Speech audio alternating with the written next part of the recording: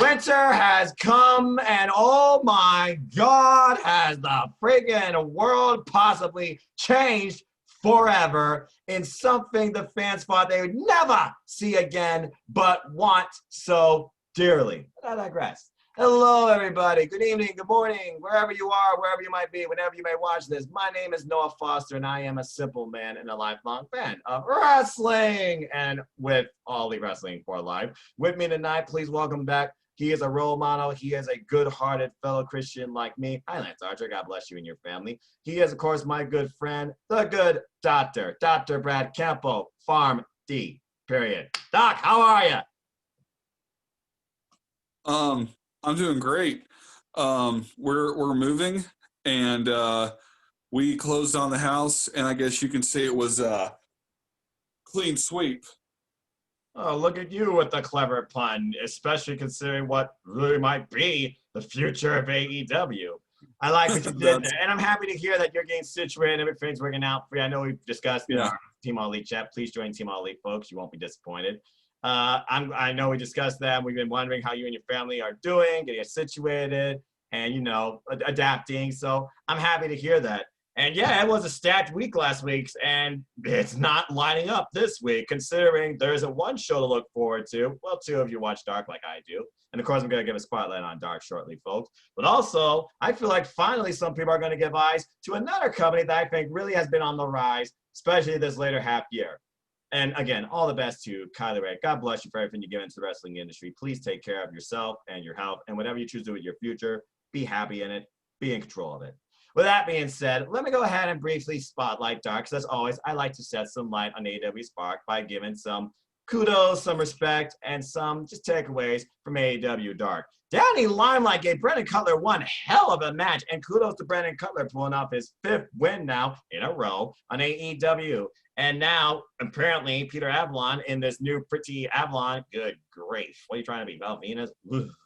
Anyway, he had a decent match with John Cruz. I know, I just gave myself a dark plot. No pun intended. But it seems now the story is who's going to lose first, Peter Avalon or Brandon Cutler? I guess we're just going to have to wait and see whether or not those two will collide with each other again. For Justin Roberts' sake, he probably hopes not. Congrats to Shauna in her return match against Tessa Price. Tessa Price has been impressing me very much. Also a former competitor from the Mae Young Classic, right here from the bi-state area, Michigan. Shout out to Ohio and Michigan. All respect. Go by, guys. But anyway, I thought Tessa Price and Shauna had a really good, aggressive match. Tessa Price really brought the fight to Shauna. Lindsay Snow has this unique personality, I feel like, that really brings out a hardcore, rocking, out of the ordinary mentality when it comes to the identity of many in AEW, including their gear such as pro wrestling tees. I thought her and Elise had a good match. And of course, my favorite up Dark, always kind of king, killing it. She got another win against Catalina Perez. I enjoyed that. Dark Order continues to roll. Ricky Starks, he owns what he says. He owns the ring, the power of the glove, keeps influencing Sean Spears. Matt Sydal continues to fly. And of course, the Dark Order continues to rise and rule. But personally, my favorite match from this show, and the Acclaim with another one-line, blah, blah, blah, burn to their opponents. I'm kind of getting annoyed with them, but hey, the team, they're getting wins, so I can't argue with their game. Yeah. Even though I think the Acclaim is kind of lame. There, I said it. Anyway, I really... He is Dr. Ron. And I'm not Dr. Seuss, and I'm not Eminem, okay? So sometimes my wordplay just comes out as it is. But one of my favorite matches actually is Leva Bates and Alex Gracia. Leva Bates, the one true librarian, I might add, of AEW, owning her character, owning herself in the ring. Her and Alex Gracia, I think, had some fun chemistry, to say the least. And by the way, congrats to Alex Gracia and Scorpio Sky. I wish you all the best. I did, because I saw that moment on Twitter. And again, Leva Bates, she's really starting to show more of what she's capable of, not just from a character standpoint, as we've known, but really what she brings to the ring. One of the most well-respected independent wrestlers I could think of that I've seen over the years, including Blue Pants and NXT, which still makes me laugh to this day. But honestly, I hope they sign the Pink Dream too, and I hope to see more of her. Kind of sad I didn't get to see more of the Bionic Beast Jazz side, because I think she can wreck house in the women's division. And I'm kind of curious if history will repeat itself and if Abaddon and Jenna we'll get together. But I'm just fantasy booking. And for those that don't know, go check out Talent Match Wrestling. Go check out Bar. Go check out the independent scene. Learn a bit more about these potential future AEW wrestlers, because I think several of them who already are showing so much promise with all this opportunity they are given, and of course they're working the Nightmare Factory, I think they're on their way to AEW, if not bigger and better things, wherever they choose to go to. But for now, I'm just enjoying them in AEW Dark. So I just want to give some shout outs and some respect, of course, to the production value, the wrestlers, and overall the content of AEW Dark. Always a fun show as always, but due to work schedule now, I watch the matches individually on Saturday. A great filler for my Saturday night when nothing's on. Of course, that's a different story this week, but I digress.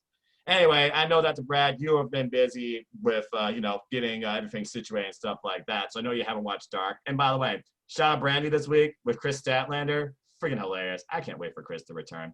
But give me your thoughts. Give me your thoughts so far on what you've seen overall from Dark. Who's been like the real spotlight for you as a wrestler in the ring? Who's impressed you the most? Oh man, that's. I can't name just one person. There's really a multitude. I'm with you on Kylan King. As far as the women's division of AEW goes, I am all about some Kylan King. She's been very, very good to watch. I believe on the press, Spark. I think she's going to be a future champion in the women's division of AEW. Okay. Maybe let the road. Then I'd say probably a lot of the tag teams like Top Flight, the Acclaimed, those guys have had great matches. And then while he's not, I don't remember, it was on there the previous week, but John Silver has had some good matches, probably the last couple of months. Right. Whether singles or in teams, of course, with the Dark Order. He's always impressive, and he's always owning BTE segments. Pretty sure he was drunk this week when I was watching the show. Yeah. That's just my opinion. Yeah, I don't know what that state of mind is. I'm not one for John right now.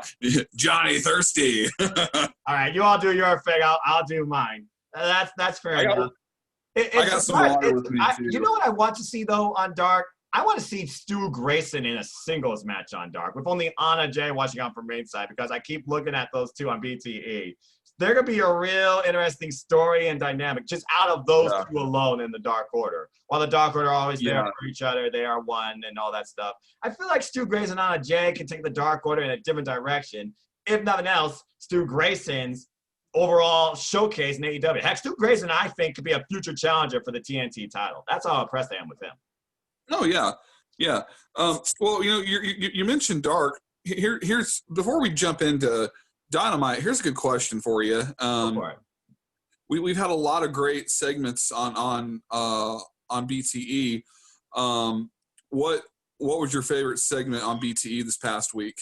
I keep it simple. I mean, whether it's a BTE challenge defense or the challenge setup, whether it's Hangman Adam Page to trying to find himself, whether it's the Bucks and their unique chemistry with Kenny Omega and a way they play and prod at pop culture. Yes, I heard the South Park reference. For me, it's every week since part of AEW, it seems. BTE is all elite.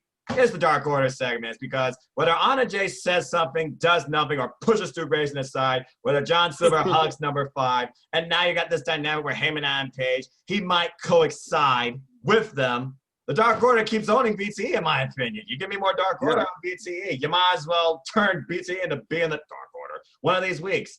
But again, I think that's when the Young Bucks will lose the tag team titles, and that's if Johnny Silver actually gets the tag team title. But for me, in general, it's the Dark Order segments. Can I expect one of two things? Anna Jay showing why she is the toughest bitch in the Dark Order, and maybe in AEW, compared to somebody else that's being called that. Or two, just John Silver and what the hell he's going to say or do. Anna, whoa, Anna. Anna, whoa, Anna. Whoa. I I agree with you. The Dark Order is owning BTE, but there's always one or two other segments that really stick out to me. I don't know what it was about this past week, but I thought Frankie Kazarian and Brandon Cutler interacting this past week was pretty few. Right. Just seeing his getting ready to explode, him going on Bates, and because Kip can't beat Leva Bates in a video game. Kip, you are out of your league. Leva Bates has been streaming way longer than you. But I digress. What Kazarian, him just cursing out Cutler, and that just profanity-laden rant at the very end, him walking out. I was rolling at that. That was I got quite a chuckle out of that. Well, I like how Kazarian is showing more of a pontification of what he actually believes in himself and thinks of others from this character-wise versus just lifting something and going, do ya? Although I do sort of miss that. But yes, I agree. That tirade by Kazarian was hilarious too. Again, Kazarian, he wants it all. He wants to own it all. Why not try and own being the elite as well with your mouth? Because it looks like he did this week. Good Lord. Yeah. All right. So anyway, that's just our fun, folks, on BTE. As always, we watch Being the Elite, and you can check it out, too, on their YouTube channel every Monday, usually around noon, if not later. It's a fun time. You never know who you might see on it, and you never know what you might see from it, considering, oh, you might just know these guys from AEW when they're wrestling. Everybody in AEW is much more than just somebody you see in the ring or sitting at ringside. BTE is proof. Check it out if you haven't already. I think it'll give you a fun laugh and a good chuckle and start to your week. It does for me. But anyway, not copyright. Let's go ahead and dive into our main event here, which is last week's Dynamite, where winter is coming was the theme. And they were billing this as the biggest Dynamite to date, being main evented, of course, by the AEW Championship match over 1 year in the making. Jon Moxley versus Kenny Omega. But that wasn't the only thing that happened here, and it also wasn't the only thing to consider as we look at the week coming up ahead. And folks, this is being recorded at 8:19 p.m. on Monday, December the 7th. So we've got plenty of time to mark out, as we'll talk about, digest what we think might happen, but also ponder what also might be to come. So let's go ahead and get right into it. Our opening bout on Dynamite, of course, was the Dynamite Diamond Battle Royale.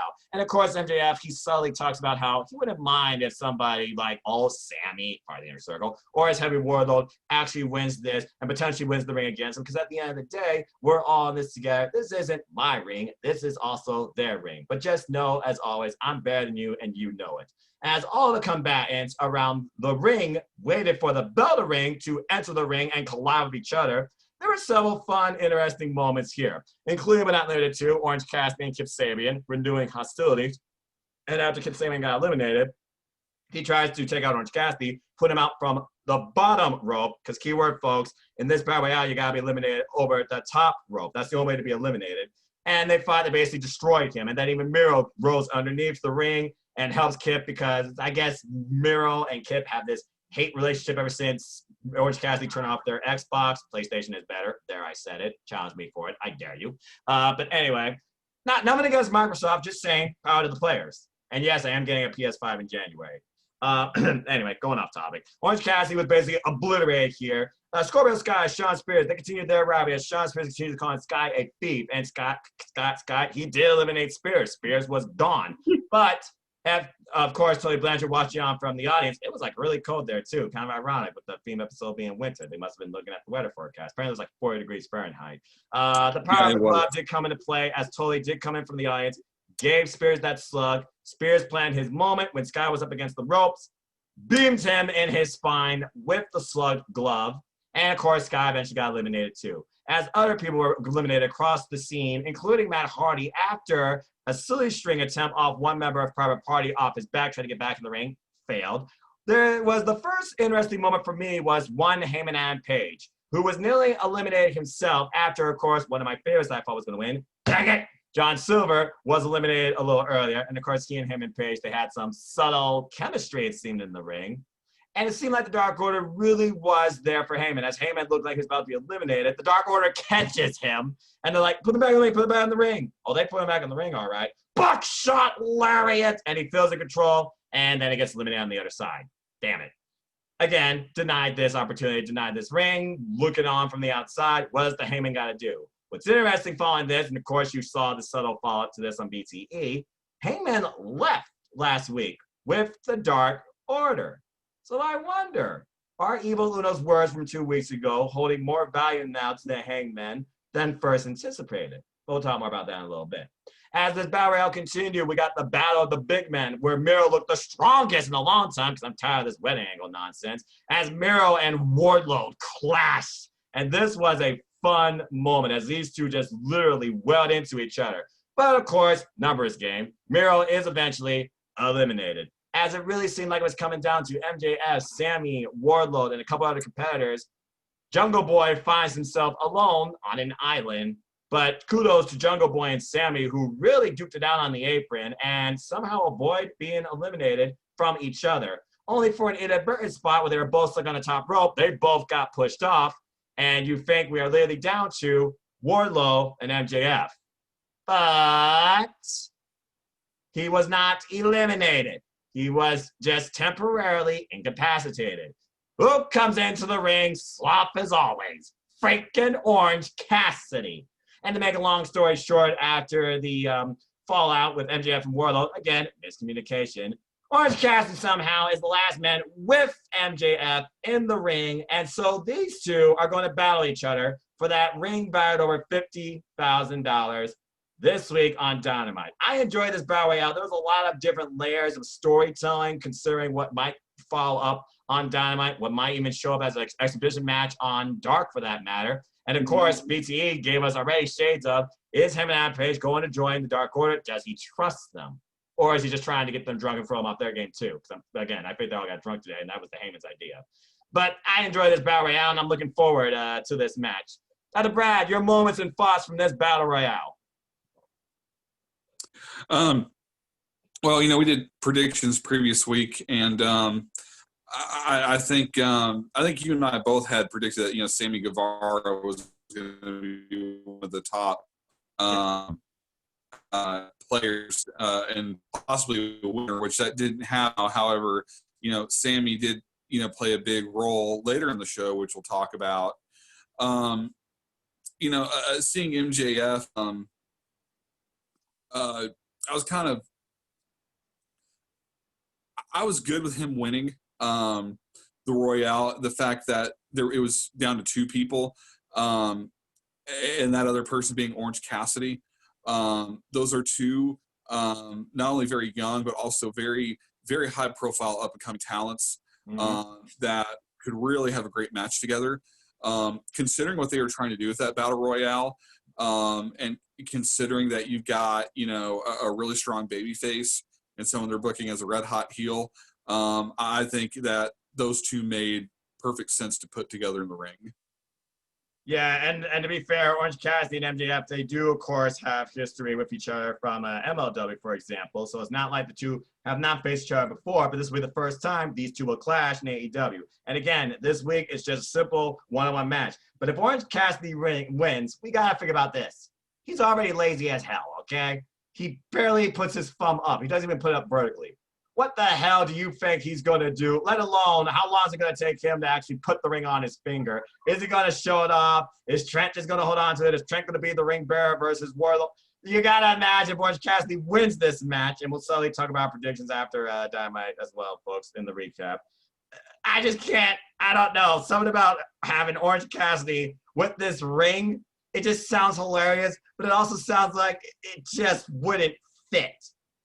And by the way, folks, if you want to know an overall list of participants, it was Orange Cassidy, Heyman Page, Matt Sydal, Scorpio Sky, Isaiah Cassidy, Mark Quan, Private Party, Lee Johnson, Sammy Guevara, MJF, Wardlow, Sean Spears, John Silver, Alex Reynolds, being for the Dark Order, Matt Hardy, Jungle Boy, Joey Janela, Lufer, Serpentico. By the way, Serpentico, first one eliminated.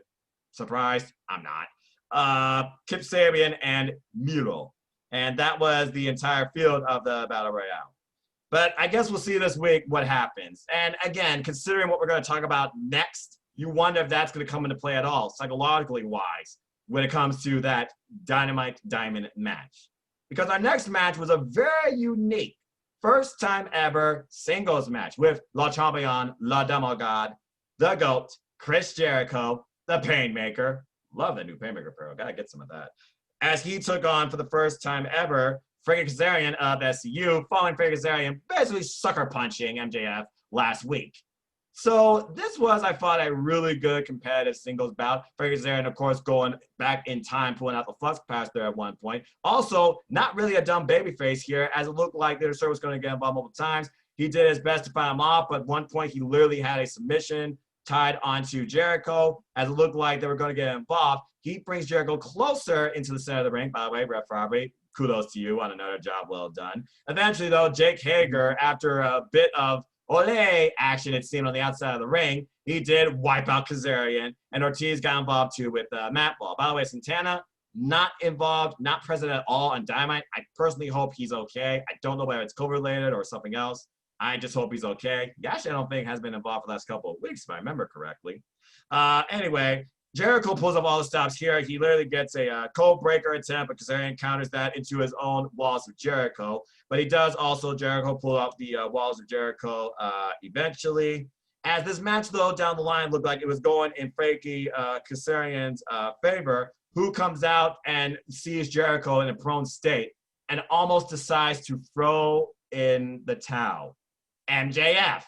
And as MJF was contemplating this, and I got shades of Full Gear, shades of the United States shows with Cody and Omega and Okada, a little throwback for you folks.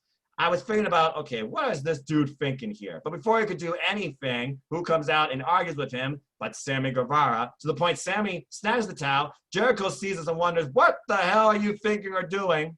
And nearly gets caught in a roll-up, but somehow, consciousness, instinct aside, bam! That Judas effect does allow Jericho, dang it, to get the win over Frankie Kazarian. But that wasn't the biggest story here, because after the match, as it looked like the Inner Circle was going to celebrate, there's that tension, there's that fall, it seems, as Sammy and MJF are berating into each other into a pull-apart brawl, to the point that Hager and Wardlow started shoving each other as they were pulling off their respective men of the Inner Circle and, of course, his, hired gun, respectively. Till Jericho's like, I had enough of this bull, and literally, we have an ultimatum.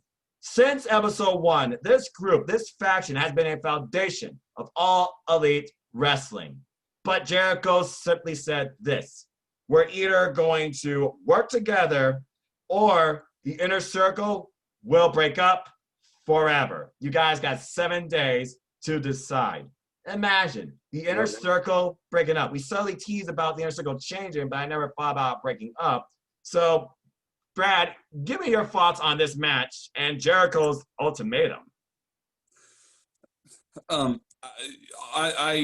thought it was an excellent match. I think that out of all the matches that were on Dynamite last week, this match did the most in terms of setting up for like future story that we're going to see kind of more in like the immediate future. Mm-hmm.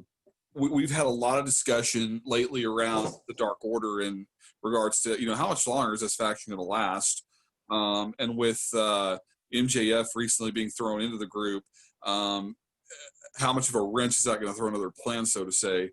So the match overall told a great story. The interference really, really added to the inner turmoil of the group. I thought Kazarian and Jericho worked really, really well together. There was a lot of high spots with near falls, and just having that interference come after all that momentum. And then ending with Jericho announcing, we're either going to come together or we're done. That was just such a great way to end the match. And I couldn't think of a better time to do it. Tony Khan built up this December 4th edition of Dynamite as the biggest Dynamite ever. So it was just another big moment for the show.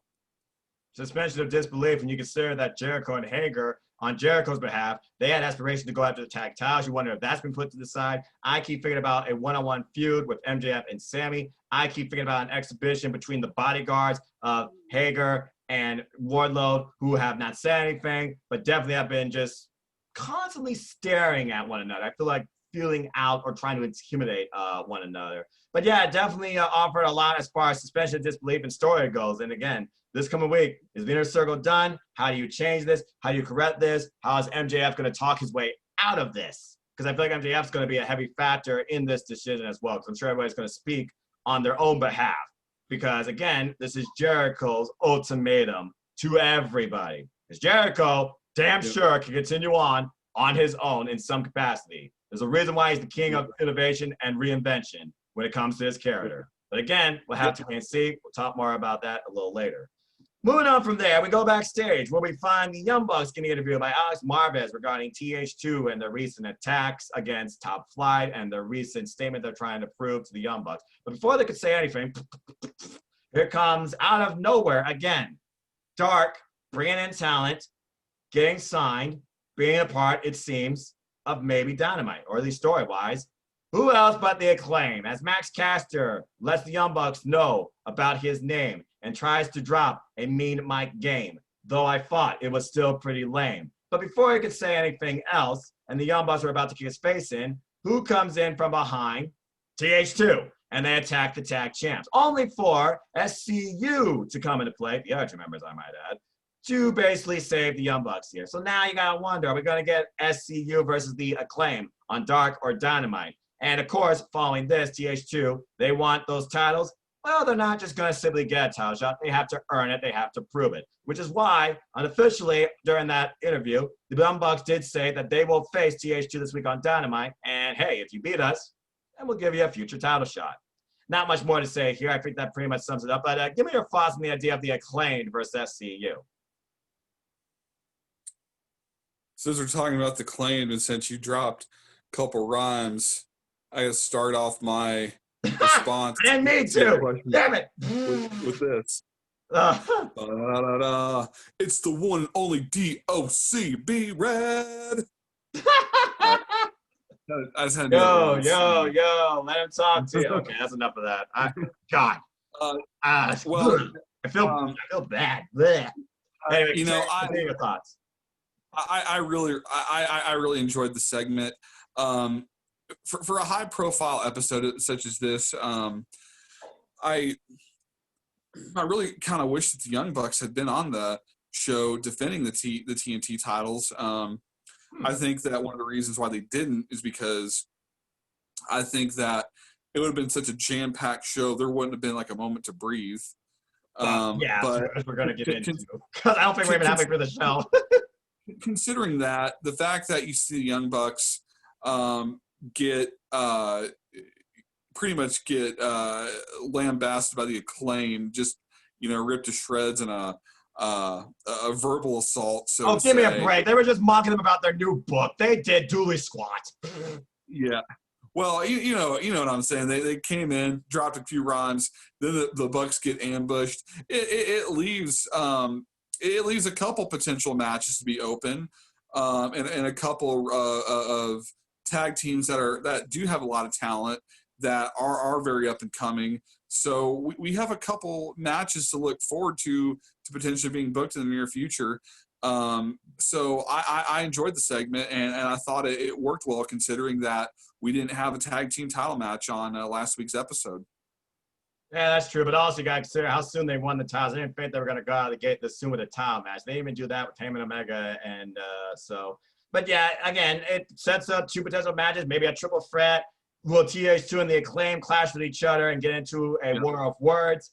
We'll have to wait and see. But hey, if nothing else, TH2 Young Bucks confirmed for this week's Dynamite and title implications if TH2 wins. And I'm glad TH2 is finally starting to shine on Dynamite, really being able to show what they can bring, because they are extremely impressive. Definitely one of my favorite tags. They are. All right. Now, as you know, Good Doctor, you are a role model, so I will leave this to you as you talk about not necessarily who's also known according to Shivani. I'm pretty sure Britt Baker made her say that. The bad bitch in AEW's women's division, but also the role model herself. Take me through your thoughts on Dr. Britt Baker DMD versus legit Layla Hirsch, because I don't know about you, but this was definitely one of the toughest tests for Britt Baker in a while. And I hope they personally sign Layla. And also your thoughts on the aftermath. Because we all know what this match is boiling towards. Oh, absolutely. It's always a pleasure being the doc to comment on the doctor. So, I always love watching Britt Baker. I think she's got a fantastic work ethic. I love her promos. She almost was kind of an underdog in this match a little bit. Which, you bring in Layla Hirsch, you would think it's the opposite, but as a heel working an underdog, it was an interesting match to watch. It was a good match. And Layla Hirsch, I would love to see her sign with AEW. There's a lot of great near fall moments. Britt Baker just kind of finally getting that submission move in the end, I thought was just a perfect way to end it. But one of the absolute best talents in women's wrestling today is Thunder Rosa. Damn right. Thunder Rosa is, in my opinion, the best thing to happen on AEW in the women's division. She is that good. She is one of the very best women's wrestlers out there today. Britt Baker is a pioneer of the women's division in AEW. This match, 100% needs to happen. And I think it will, but will they draw it out to Revolution? Will it be at Homecoming? It's got to be coming soon. But yeah, let's go ahead and talk a little bit about this match, because I like how you did that. A heel finding out the underdog. She constantly tried to go for the lockjaw and overpower legit Layla Hirsch. That didn't work so much, as Layla Hirsch, technical background and powerhouse style really controlled the pace of this match. Immediately going for an arm breaker, but Baker, of course, she rolls out to the ropes, tries to do a little bit of a camera shot angle like she did with Sheeta. Well, Layla wasn't having none of that. She popped her in the mouth. And then following that, the ref was able to break the submission again as Layla went for that armbar multiple times in this match. I thought she also was going to lock it in at one point. But again, Britt Baker counter with leg scissors, then super kicked Layla, follow up with DDT. But Baker didn't necessarily go for the cover. And as JR said, that almost came back to haunt her because Layla did fight back from this. As she was talking trash, because again, that is Britt Baker's character, leading by example, but also explaining why she is this.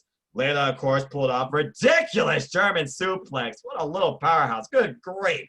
Dropped her on the back of her neck. And as Albert said, Baker and choppy waters. As Layla continued the offense here, Reba came into play, literally taking a bullet for the doctor off a tope suicida. And Britt Baker pulls off a sling blade? When did she learn that? I don't remember her doing that before. Well, maybe she's done that before, but it's rare that she actually does that. So that just goes to tell me how dangerous Layla was in this match. No pun intended. As Britt Baker continued to go for the lockjaw, Layla escaped, hit her with a wicked knee strike, didn't bust her nose though. And basically following this, we get a thrust kick, follow up to Britt Baker. Layla again, capitalizing. Reba once again, distraction galore, distraction, doggone you. And then following this, Layla gets a twisting neck breaker, which is her finisher. But, oh wait, sorry, Botch. That was Baker who did that. That's her finisher. Because what she does that for is, of course, to set up the lockjaw, which she did finally lock in. No matter the resistance Layla offered towards it, Britt Baker did lock in the lockjaw, was about to, of course, rip her jaw apart as she touched that nerve. And verbally, Layla had no choice but to tap. But again, a really impressive match. And I feel like it was a real test for Dr. Britt Baker, considering who she might be challenging very soon. Sooner than later, because she didn't have a moment to breathe, because what happened after the match, Thunder Rosa attacked her. And we have an all-out brawl between Britt Baker, Thunder Rosa. And then Reba even comes to play and tries to pull apart freaking Thunder Rosa from Britt Baker, protecting her so-called friend. I guess they're friends. I don't know. And anyway, AEW officials, they got to get involved here, because then Layla gets involved here, and she's fighting along with Thunder Rosa against Reba and Britt Baker. I see a tag team match in our future. If not tag feud, if not Reba versus Layla, which would not be a bad match on Dark or an exhibition on Dynamite. As this brawl continues to escalate, the referees finally come out. Well, as JR said, they're done with their coffee break, and they all come out and try to basically maintain law and order. Try to restrain somebody, for God's sakes. They can't hold these women apart. And literally at one point, as Reba goes in for a cheap shot against Thunder Rosa in the corner, Layla sneaks up from behind and suplexes Reba. Yeah. I freaking love that spot. And Britt Yeah. and Thunder continue to brawl as Layla rolls out of the ring and basically makes sure Reba is out of the picture. So the bottom line is this. As Britt prepares to challenge one of the world's best professional wrestlers and fighters, I remember our interview, Thunder Rosa, you gotta wonder if legit Layla Hirsch was a good test for her to see, okay, you can handle Layla, but can you handle me? Because me and Layla may share a similar idea and styles, but Thunder Rosa and legit Layla Hirsch are two totally different competitors. Really good match. I hope to see more of Layla on Dynamite. She has done nothing but thoroughly impress me. And right now on Dark, just set up Reba versus freaking legit Layla Hirsch. I just want to see that. And again, this is what I've wanted from AEW Women's Division. I want competition. I want storylines. I want main level caliber talent. And I want them to get the time they deserve too. And I'm glad that this match got the time it deserved. Yes, I had a commercial, but a lot of the matches follow up and the aftermath really took place after the commercial break, which I appreciated. So again, AEW is finally taking steps forward with their women's division. And I'm happy to see that with the help of Thunder Rosa and all these great independent names we're starting to learn about, including legit Layla Hirsch. Great stuff. Okay. As we move on from there, we go into our other tag bout of the evening before, of course, our main event. And might I add, they also said that the main event, the AEW World Championship match between Jon Moxley and Kenny Omega, if needed, TNT would allow them to continue airing past 10 p.m. That's how big they were really pushing this match and this show. But before that, there was still something else to come. As, of course, we had the tag team match between Team Taz of Absolute Ricky Starks and Powerhouse Will Hobbs. Bring back Will. Don't be WWE. Don't drop first names. Thank you. Sorry, just going on a tangent there. With Taz also at ringside. Apparently, Brad Hill was supposed to be at ringside too, but he didn't show up yet. And they took on, of course, the American Nightmare, Cody, the former TNT champion, with Arn Anderson in his corner, the coach, and the current TNT champion, Darby Allin.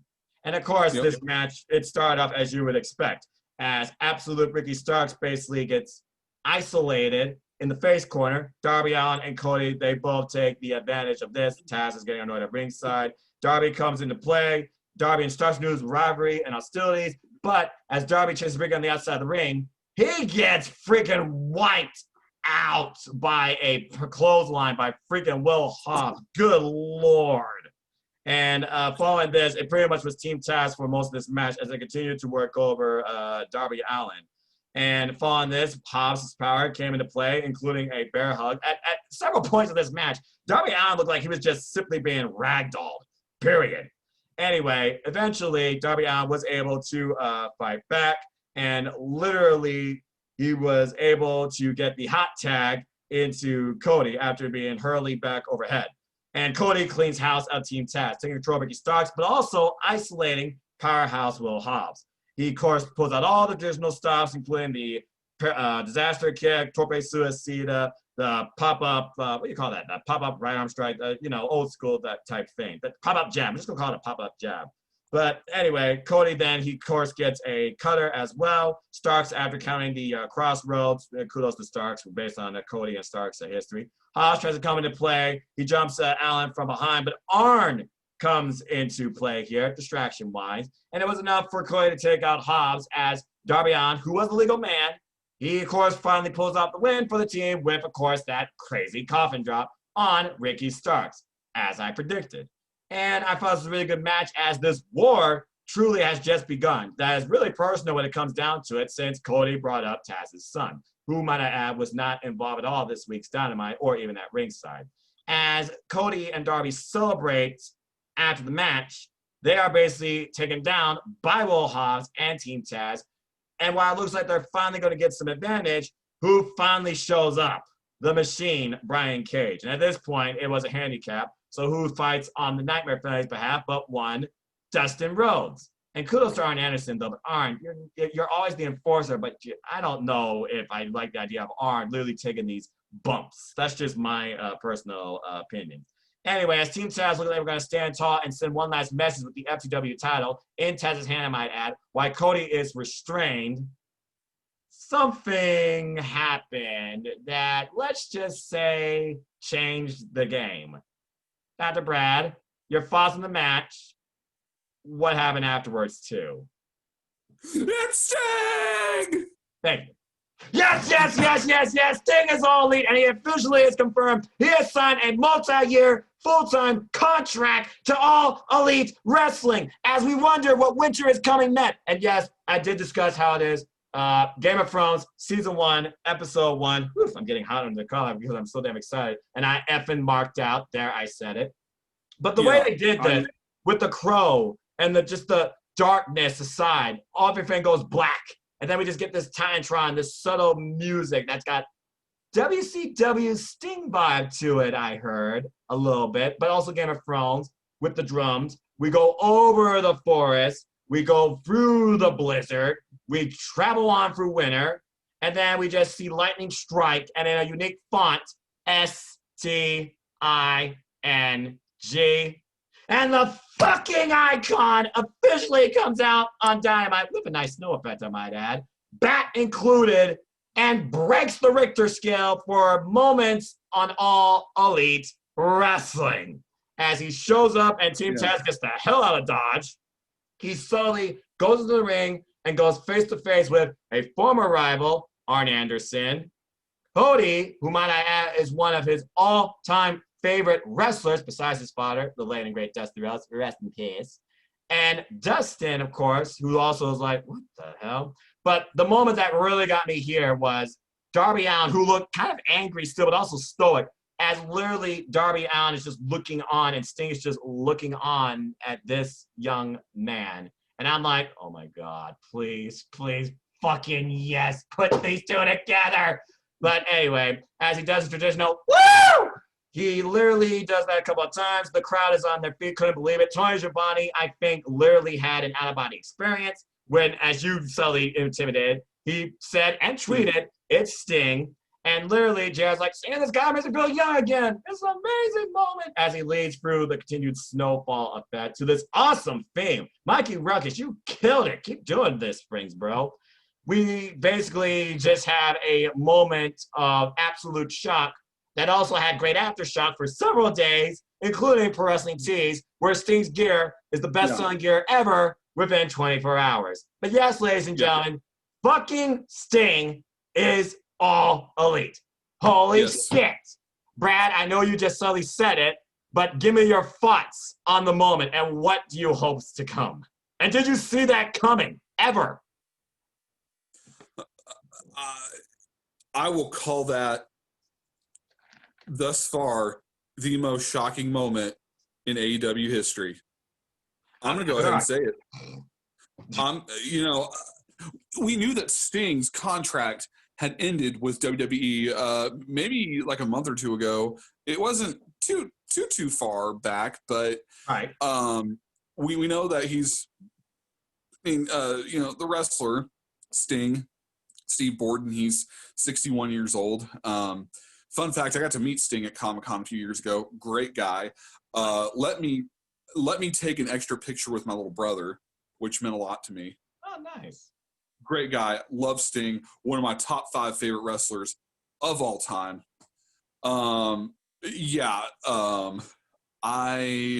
As you could say it, I marked out like a little bitch. Okay, now give me your thoughts on the face-to-faces.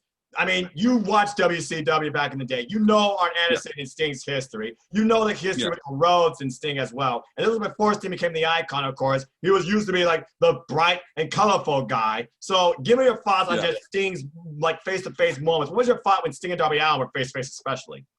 Well, that moment, it says so much about history. First of all, it's Sting's return to TNT television. By the way, botch JR, not 18 years, 19 years. As again, you're right, the final match was Sting versus Ric Flair in March 2001. But I will say this, as JR was right about one thing, December 2nd, 2020, mark your calendars, this crazy year has just gone insane. Anyway, continue. Yeah. So, that's the first thing that makes it a historic and iconic moment. But to see him in the ring with two, I'm going to call them families, that he had intense rivalries with, Arn Anderson. Then you got Rhodes. He goes. What I thought really told the story in that moment was he goes to Arn Anderson first, which Arn Anderson was the past. That was a family, an individual he had many feuds with back going, 20, 25 or so years ago. Right. Next, he goes to Cody Rhodes. Cody Rhodes is a present key player of AEW, and there is much history with the Rhodes family, as you mentioned. But then he goes to Darby Allin, who is a future key player. Mm-hmm. Think about that. You got the icon looking at 3 different generations of wrestling all in one ring. And I think it shows that he has history and that he is going to have an impact on the present and future of the company. That is what that moment told in the ring. That is the story it told.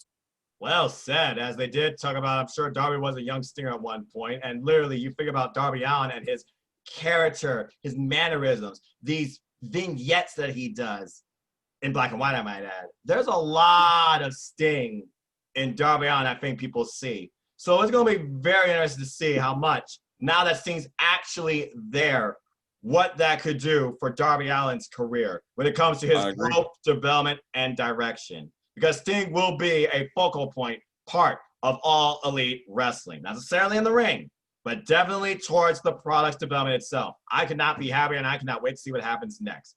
But we're not done there. As you figured, you had the biggest moment of this year, and as someone told me, Winter is Coming was an anagram regarding Sting's coming, which I did not see at all. Again, dynamite with these hidden messages, dynamite with these surprises, dynamite with these purposes behind what they do. And Tony Khan, despite what people say about his Twitter game sometimes being a bit misguided, backs it up when you least expect it. Who would have thought you see Sting on TNT in All Elite Wrestling in 2020? Just saying, regarding what happened with him back in WWE. I guess he left on okay terms, but I guess there's moments that he didn't like about his career. I'm not going to get into all that. You all can read that from the dirt sheets if you want. Decide that opinion of that yourself. All I can say is this. Sting, welcome back to TNT. I cannot wait to see what he does with All Elite Wrestling. As Jim Ross says, we don't know where, we don't know why, and we don't know what's next, but we do know Sting is in AEW. What a moment. And I'm pretty sure Tony Schiavone, when he said it's amazing moment, probably broke down in tears because I did hear that subtle woo from him as Sting was leaving for the tunnel. The right tunnel, I might add. I think Tony Schiavone's voice cracked. I think you're right. I tried to do that earlier. I mean, literally, I watched that clip 50 times because I still couldn't believe it. And might I add that clip right now, over 2.2 million views. That's how much of an impact Sting's return had on AEW and the people that looked at it. If nothing else, just that one moment. Damn that audience, you lucky. And the freaking wrestlers sitting ringside too, exploding. Because apparently nobody knew but Tony Khan and a couple of others, okay? So there you go. Wow. But you figured that was our biggest impact of the night, and maybe not, your personal opinion. And I'm saying impact a lot for foreshadowing reasons because we're not done yet. But before I talk about the other impact of the night, let's go backstage to one Alex Marvez as he interviews the current AEW Women's Champion, Hikaru Shida, who says subtly, okay, I've been almost face me, I'm fine. I'm not scared of somebody who cosplays Halloween all year. Okay, that's a little bit of a burn.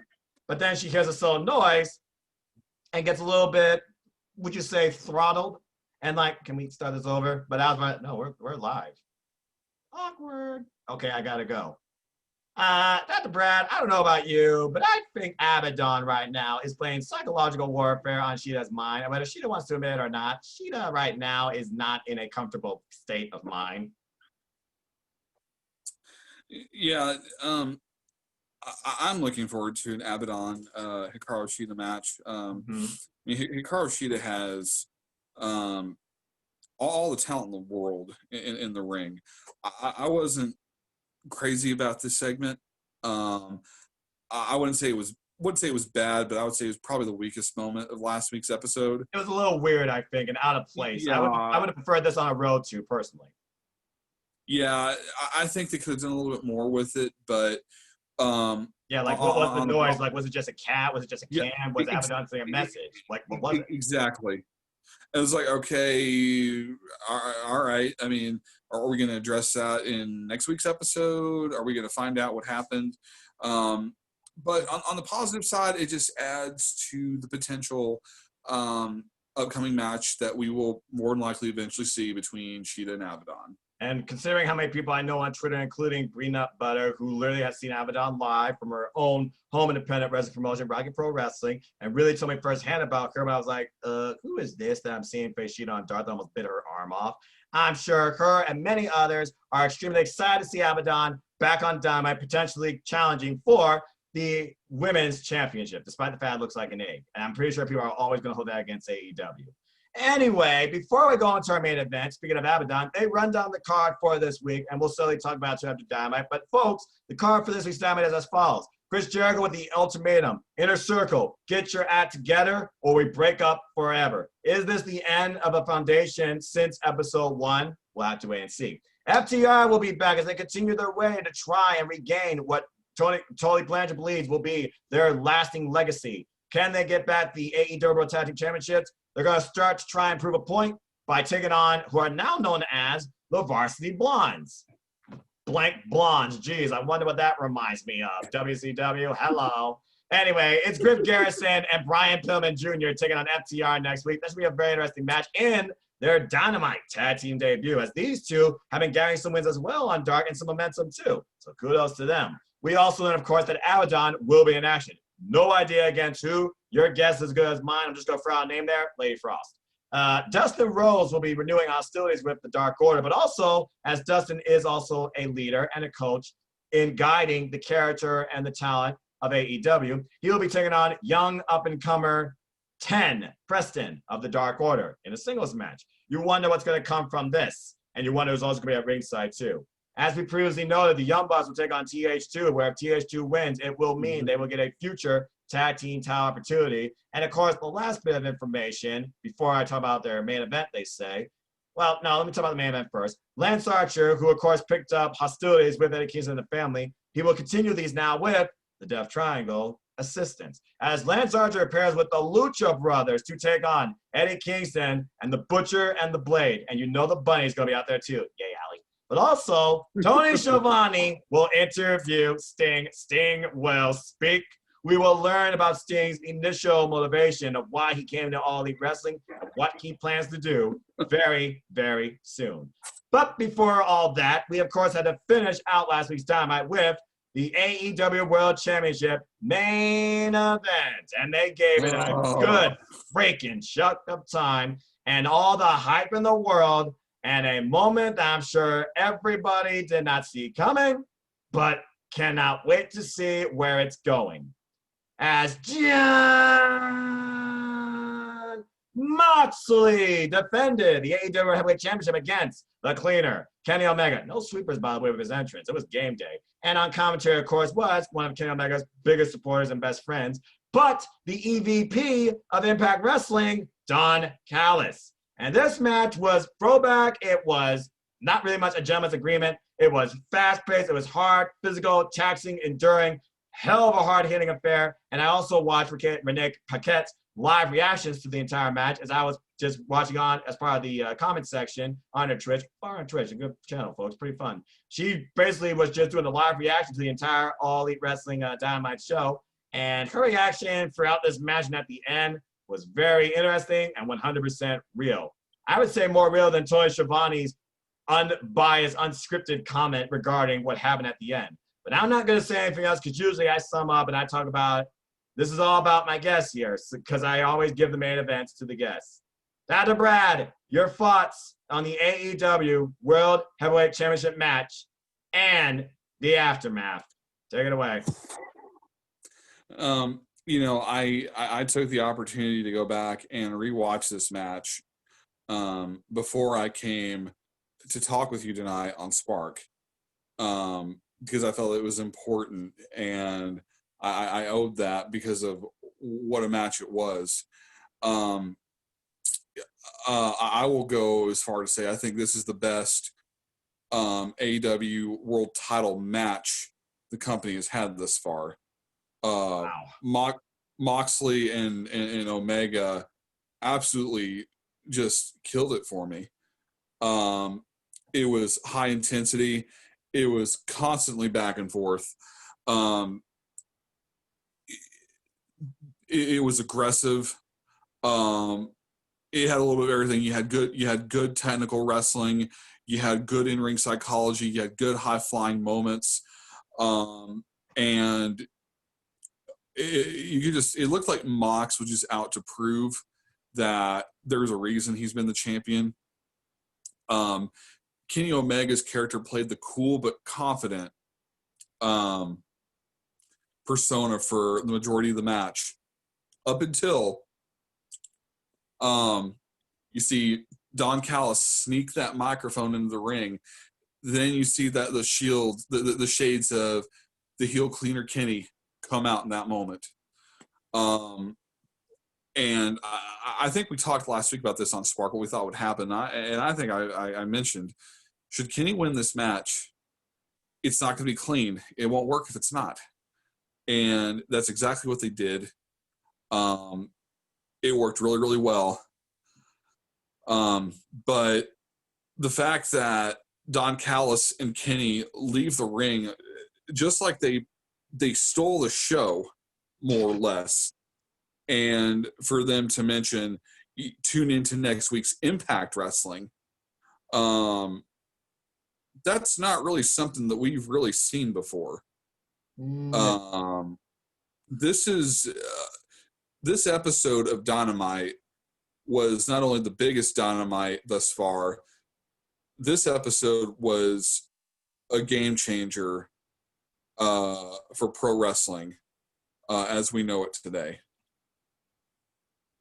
Well said. Well said. Yeah, this match was absolutely bloody insane. Let's look at the match first. As both men, they start, of course, the filling out process as Kenny Omega tries to get the better of Jon Moxley, who immediately goes to apply the bulldog choke in the beginning. But Omega, of course, he grabs the ropes, forcing the ref to break the submission. And then he took down Omega with a side headlock for a little while. And this was just like the first 2 or 3 minutes of this match.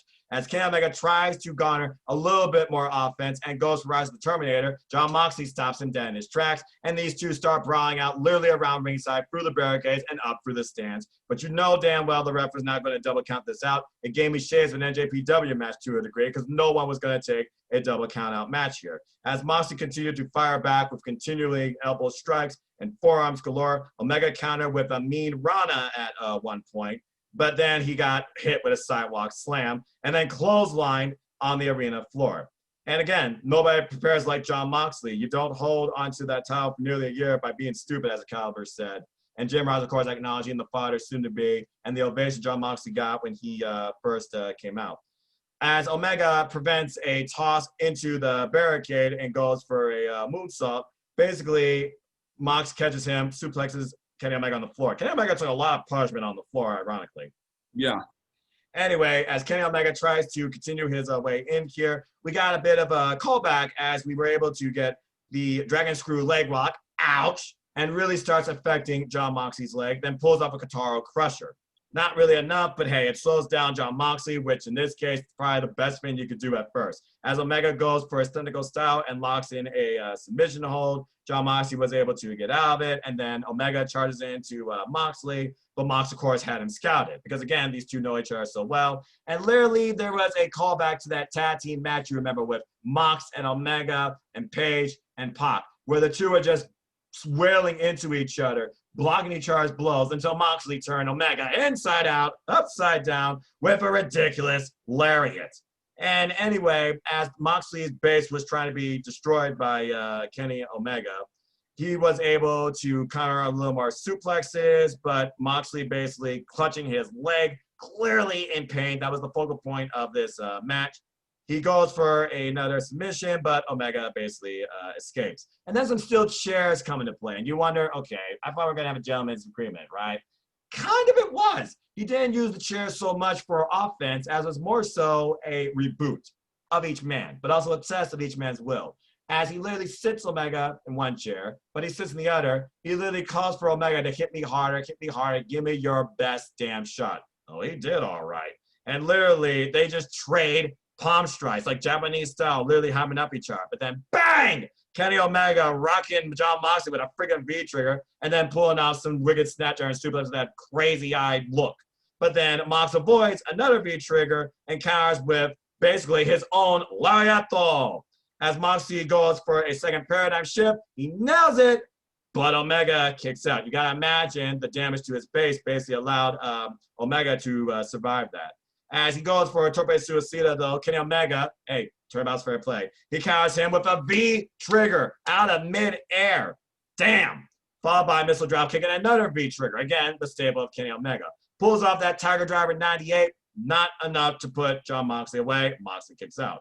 He then lures Omega in, but Moxley basically runs into a friggin' V-trigger. And then a ripcord V-trigger. There's like at least 12 V-triggers, I think, in this match overall. Still not enough to put down the friggin' madmen, the violent gentlemen of Cincinnati, not from Las Vegas.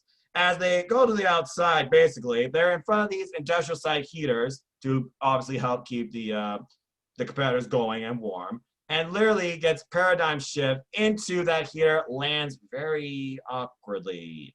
And even Don Callis to this point is concerned for Kenny Omega. He leaves commentary to go check on him as reps and medical staff, check on Omega, who's barely moving. Moxley's like, F that. I got to get this man in the ring. I got to finish this match off. We're finishing this in the ring. Win, lose, or draw. This is it, as he said in his promo. And as Jon Moxley continues the onslaught of offense on a very prone Kenny Omega, looks like he's about to go for the kill. Don Callis comes up to the ring apron. And he's like, what are you doing? What are you doing? But he's not acknowledging him. So he goes get a microphone to try and get Jon Moxley's attention, which he does. Then Jon Moxley drops him, and then the freaking rose falls apart. It's as if Don Callis literally died, okay? That was a weird visual. But again, as you said, that Mike Sully does get rolled past Moxley to Kenny Omega, who sees it and uses it, blunts him in the head. Jon Moxley is busted open. And then not one, not two, not three, exposed knee pad V-triggers, I might add, as he dropped the knee pad before hitting all these. And then one finally to the back of Kenny Omega's neck. He tried the one-wing angel earlier, couldn't pull it off. But after all of that brutality in the end, Kenny Omega locks in the one-wing angel and hits it. And ladies and gentlemen, we got a new champion, as Kenny Omega has finally become the AEW World Heavyweight Champion and stops the 270-day long reign of Jon Moxley. What a wildly brutal, incredible, aggressive championship affair, and really another paradigm shift to the entire outlook now of who could lead AEW. But we went there and there as we thought we were going to get celebration, Young Bucks, acknowledgement, blah, blah, blah, blah. Nope. Don Callis immediately goes to the ring, celebrates Kenny Omega, like, hey, let's go. And they literally run backstage. Past Tony Khan's like, Tony Khan's like, oh, what's going on here? And they're running past everybody else, like, wait, what's going on here? We just got job, and Tony Khan so says, bullshit, because he saw everything that happened here. And as the two leave, Alex Marvez catches them before they get into a van. And Don Callis basically says, you'll find out next week, Tuesday night. Tuesday night? Dynamite's on Wednesday. Next week, Tuesday night, Impact Wrestling and SSTV. Kenny Omega and I, we tell the world, tune in. And they drive off. And as the show slowly ends with a very distraught, prone, out of place Jon Moxley in the ring, bloodied.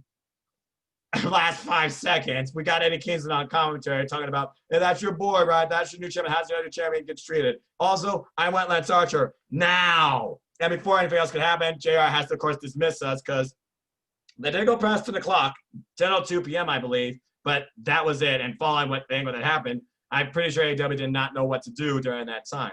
But also, just a little bit of foreshadowing, there was an exclusive following Dynamite regarding a 4-minute follow-up brawl with Jake the Snake Roberts, the Death Triangle, the Butcher and Blade and the Bunny, Alley, Lance Archer and Eddie Kingston, where basically Lance Archer concludes by calling Eddie Kingston a punk-ass bitch.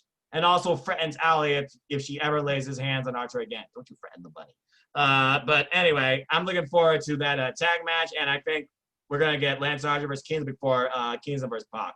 But what an insane ending to Dynamite that truly could be changing the world of professional wrestling as we know it, because following that immediately, multiple talents, including Scott D'Amore and Impact Wrestling official Twitter account, are literally tweeting about AEW, we're Impact Wrestling. And then AEW is like, oh, hi, Impact Wrestling. And then we got people like FTR in the North tweeting about each other, Jordan Grace, and many, many more. There is so much freaking fantasy booking warfare right now that's been happening because of this. As my friend and the reality entertainment, Eric Brown, started a secondary YouTube channel called Into the Wrestleverse and talks about this and so much more. There is so much to think about as we are literally less than 24 hours away from Impact Wrestling. But that's to be talked about later. But all I can say is this. That was my favorite episode of Dynamite today. Top to bottom, A-class show, perfect, except for the Sheeta thing. But beyond that, it did slowly build to the idea that Sheeta and Abaddon, ooh, interesting. But I loved everything about this episode. Incredible matches, incredible competition, great storylines, great suspension of disbelief. And now not only excited for Wednesday night, I am freaking pumped for Tuesday night, more than usual, because I already watch Impact Wrestling for free on their Twitch channel, which you all, I suggest, if you don't have access to TV, go on Twitch. You don't even need an account. Just click Impact Wrestling. Boop, 8 p.m. Eastern Standard Time. You're watching it. And I feel like if nothing else, that's going to really help Impact Wrestling, which I believe does need more love and deserves more viewership. I'm glad to know that one of my friends told me they were in the top 150 shows, so they are garnering some momentum. But regarding what happened on AEW, I could guess this probably could be the most viewed episode of Impact Wrestling to date, ahead of their next Impact Plus special, Final Resolution, this coming weekend. But I digress. Congratulations to Kenny Omega, Jon Moxley, incredible reign, nothing but respect to you. You brought that title to the stratosphere and really elevated the game and the identity of AEW. And now he and I'm sure Renee, they're going to focus on their soon-to-be-born child. By the way, congrats to Steph and Becky on the birth of your baby girl. And also, as I like to conclude regarding my thoughts on last week's Dynamite, again, Jon Moxley, he did everything he could with this title. And now, for the first time in All Elite Wrestling history, all the champions are non-former WWE talents. Yep. Okay, so with that being said, before we go into our epilogue here on Spark, where we talk about this week's episode of Dynamite, what we think might happen in Impact Wrestling, and also some fantasy booking of our own and what we think we could see from Impact versus or with AEW, and how both companies can thrive off each other's weaknesses, because both companies, they have their weaknesses, and these two working together can only strengthen each other. And again, AEW, they're talking about they want to work with everybody, and they already work with AAA, OWE, and basically the NWA at this point. So now you add Impact Wrestling to the fold, and there's been discussions, at least from the last month or so, that they have been in talks with Rocky Romero regarding this as well. And we've seen cameos from Tanahashi. We've seen NJPW video content. We have Lance Archer's NJPW theme. I feel like AEW truly is the most user promotion friendly, wrestling promotion friendly company to work with. And they've seen that this mentality. They do want to work with everybody. I hope they personally pull it off. But before all that, you had a question you wanted to talk about regarding last week's Dynamite before I talk about a new segment called Wrestler of the Week. You had a question regarding about last week's Dynamite. What's on your mind? All right. So here's the question. So this is such a huge episode of Dynamite. So many big moments. Whoa. And groundbreaking episode of a pro wrestling TV show. But the question, and this is something that I want the viewers to think about. Oh, nice. Viewer focused question. And we can talk about this. What was the bigger moment of last week's episode of Dynamite? Was it the debut of Sting, or was it Kenny Omega winning the AEW championship in the match he had with Jon Moxley? That's a loaded question to spark a conversation. And viewers, I encourage you, leave your thoughts regarding this question in the comments down below, or just look me up on Twitter at Foss1916. I'd love to get your thoughts on this too. I definitely will put this question in part of a Spark conversation when I share this video too. My personal opinion, I think about Sting and the impact, no pun intended, but the drive he had in the growth, direction, and commitment to WCW. He went down with the sinking ship. Now he's with a brand new ship on the rise, truly still in its young stage. I feel like him there raises the identity of AEW and also brings back that audience that recognizes this name from TNT over probably 20 years ago. But then you got Kenny Omega, who pretty much most people believe he was going to win this title, and some would believe he should have been the first AEW champion to begin with. Then you add this extra layer of an idea of inter-promotional warfare or partnershiping, as we have Don Callis taking the AEW World Heavyweight Championship to Impact Wrestling. I look at both those moments, and in my personal opinion, thinking about, I watch wrestling. I watch a lot of things wrestling. I watch Impact Wrestling. I watch All Elite Wrestling. I already know Sting's going to bring so much to this company. But the idea of Impact Wrestling talent on AEW and AEW talent Impact Wrestling, that just seems like an incredible shift in the universe to me. And I feel like that left a more lasting, bigger impact because everybody that I know of, we're not just talking about Sting, but more so days following that, this idea of who could face who between Impact and AEW, what's to come next, is this truly happening, et cetera, et cetera. So personally for me, I'm with that conglomeration. I feel the bigger impact and the bigger moment out of this past Dynamite was Kenny Omega winning the AEW Championship and leaving with Don Callis to be on Impact Wrestling with it. Whether or not it's actually on the show or from some pre-recorded location in Canada, because they did do other tapings in advance up to Hard to Kill. I have no idea. But the fact that the AEW World title on a Tuesday night in a different company, that, my friends, is newsworthy. And that also is very mind-boggling, but industry changing. So my opinion is the Kenny Omega win. What about you? I thought about this really, really hard, and it's not an easy question to answer, so I'll have to kind of explain my thought process. Please do. I think the short-term answer to this question is Sting's debut. Here's why. As soon as Sting debuts on TNT, social media blew up. He had the most amount of T-shirts and merchandise sold on ProWrestlingTees.com in a 24-hour period. Correct. I think about it from a monetary standpoint. You also think about the history that Sting has in the world of professional wrestling. I feel like there were just so many posts about Sting and his debut and Sting leaving WWE. I'm still seeing posts about it today. In a short-term sense, I think that Sting did. Now, in a long-term sense, that's a question that's remained to be answered because that's going to depend on a few things. Mm-hmm. One, it's going to depend on how Sting is utilized in AEW and what they do with him and how well his role works. Right. And if what he does lasts in the company. It's also going to depend on how good of a reign Kenny Omega has as the AEW champion, mm-hmm. and what this partnership looks like. The long-term answer to this question very well could easily be Kenny Omega winning the title and him, showing up on Impact Wrestling and bringing in talent from Impact to work with. But that remains to be seen. Either way, it's a bright future, not only for AEW but just for wrestling in general.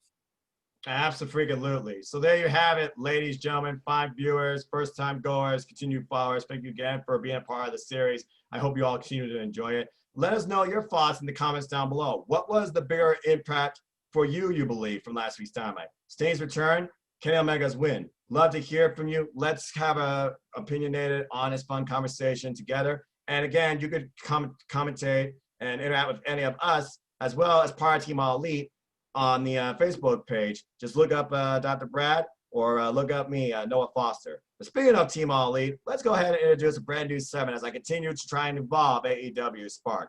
Our good friend, the leader, founder, creator of the Team Elite Facebook page. God bless you, sir. my good friend here, Mark, the Griff Reviews, the Elite Hitman. He is now going to bring us, in his opinion, last week's AEW All Elite Wrestler of the Week. So with that being said, I now leave the video in the hands of Mark, the Griff Reviews. Take it away, good sir. That's good. You already know what it is, so let's get right into it, guys. Welcome to the very first edition of AEWSPARK's Team All Elite Wrestler of the Week. What we're going to do is each week of the episode of AEWSPARK, we're going to throw in a segment where we go over whoever happens to be at the top of the company, who's got some type of buzz going at that moment, whoever possibly just won a championship, who possibly is going through a huge, enormous push. Either way, there's always a slot to validate whoever that wrestler of the week is or could be. That's what we're here for. Now, this week, I don't think there's even a possibility of another person in that company to hold that position, which is the wrestler of the week. So let's talk about it. Something no one in AEW has done. Defeat John One-Winged Angel. One-Winged Angel. Shoulders are down. New champion. With the winner of this match. And new All Elite Wrestling World Champion, Kenny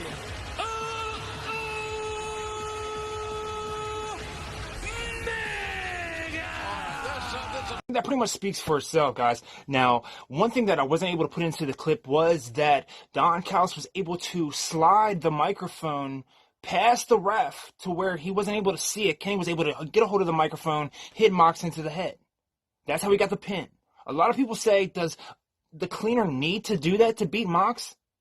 I mean, he coming off with the very first match of the 2019 Full Gear. We all know what happened there. Okay, Mox did win. Now, this match, we all seen the outcome. Okay, but at the end of the day, in the history books, who won? Guys, we have a new AEW champion, and it's Kenny Omega. Okay, the very first inaugural IWGP US champion. Right now, he's also the current AAA Mega champion as well. Now he is our AEW champion.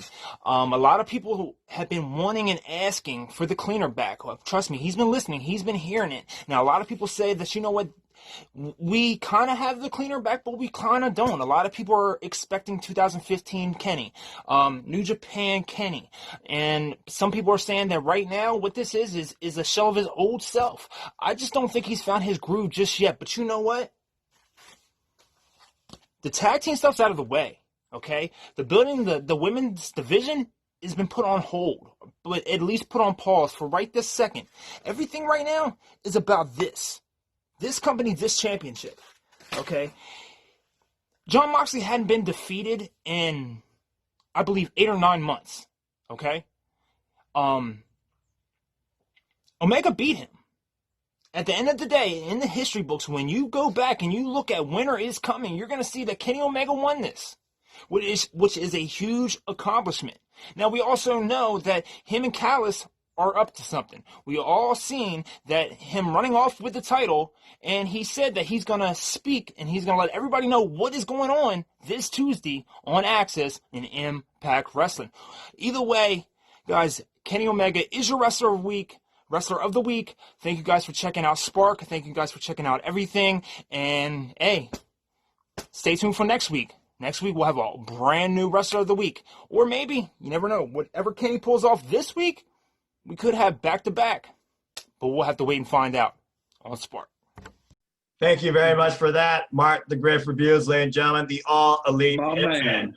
He's got a hell of a mind and a hell of a passion for wrestling. I don't know about you, but I can't disagree with any of those points. Kenny Omega, again, biggest impact, I feel like, overall this past week. Definitely the biggest moment in his AEW career where wins and losses matter. A match built over a year in the making. And who knows, we might literally be seeing the AEW World Championship one day defended against an Impact Wrestling superstar.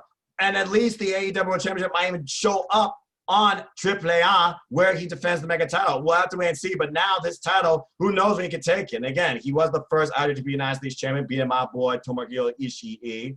So again, it's hard to argue. I don't see any reason or anybody else that was worthy of Wrestler of the Week for Team All Elite, in my opinion. Your thoughts? I can't disagree there. Considering all the matches that were on last week's Dynamite, considering the performance of both Moxley and Omega, with Omega finally overcoming that victory and becoming the champion, is without a shadow of a doubt he was the Wrestler of the Week. I believe AEW on their official Facebook page, AEW on TNT, even named him Wrestler of the Week. So absolutely incredible match. I haven't seen what Dave Meltzer's thoughts were on that, but 4.5 stars apparently. Really, yeah. Not bad for a TV title match when you consider, again, pay-per-view quality, free television. that's true. I thought it was an incredible match. Omega is definitely going to be the Wrestler of the Week. I'm looking forward to his title reign. Yep, and again, we'll have to wait and see what comes from it. But again, thank you, Jon Moxley. Omega, you got a hell of a bar to raise and live up to. And again, he's the third AEW World Heavyweight Champion in this company's history. And to go off Mark's point, he started with his development and guidelines towards the AEW Women's Division, bringing in Hikaru Shida, bringing in Rico, and of course, helping guide Britt Baker's character, and so much more. He then became part of the tag team division, guiding it forward. As he and Hangman and Page, they led that division for over 200 plus days until the titles were dropped to FTR in a very competitive match at AEW All Out. And then, of course, now you have him as the world champion. He's basically held every time in this company except the TNT title. So literally, he has done everything now. Now he's at the top. So who knows what he's going to do from here? I can't wait to find out. So let's go ahead and briefly talk about what's again to come on this week's Dynamite, folks. We got Chris Jericho's ultimatum. The Inner Circle stays together or breaks up forever. What could happen from that? Could have an impact towards MJF keeping his diamond ring against Orange Cassidy, as Orange Cassidy challenges MJF for the $50,000 Dynamite Diamond Ring. The Varsity Blondes, first time ever Dynamite tag team debut, takes on the former tag team champions, FTR, who are going to be out to prove a point and definitely get their way back up in the rankings to challenge the Young Bucks again for those titles. Some matches you think are better off as one-offs forever. Others, you want to see an encore. You want to see them duke it out again. This might be one I think I want to see again, but could it top what happened at Revolution with Young Bucks and Omega and Page? Will they take that avenue? I don't know. Abaddon will be in action. No doubt she's going to make everybody think about this deity and the potential idea of her as AEW Women's Champion, which I definitely would not sleep off. And we'll sure see her across the sheet, I think, watching from the crowd, wondering, what the hell am I getting in the ring with? And whether she goes against Lady Frost, Red Velvet, the Kylie King, good Lord, Genocide, Evilise, man, the names go on and on with how many times. Tessa Price, I think, will be a very interesting match. Or Shauna, who just returned. You guys decide. We also got Dustin Rhodes. Once again, he's always a guy that garners huge viewership for AEW, and it's definitely one of those that all the AEW talent admire, respect so much. He takes on Preston Vance. What can come from this? Will it help the Dark Order? Will it help the Nightmare Family? Will it renew a rivalry? Could it be this young man's biggest singles victory to date? Will Hangman and Page show up and be involved in this at all? And will it go further towards putting in Hangman and Page into the Dark Order? Only time will tell. And then last but not least, Sting will speak, as Tony Schiavone will interview the Icon. And we'll see where we go from here. And also, I'm sure Team Taz will be part of that too and wonder, what the hell are you doing here too? A stacked, loaded show that's coming up on Dynamite this Wednesday night.